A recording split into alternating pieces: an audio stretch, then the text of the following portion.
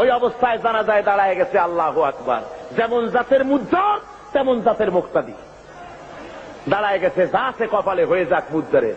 আর এমন জানাজা পড়াবার জন্য ইমামের অভাব হয় না আমার দেশে। কমিউনিস্টদের জানাজা পড়া হারাম, কমিউনিস্টরা কাফের।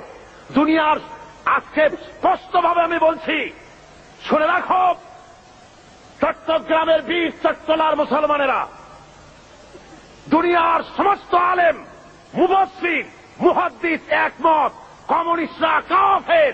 যারা বলেন কমিউনিস্টরা কি? কমিউনিস্টদের সাথে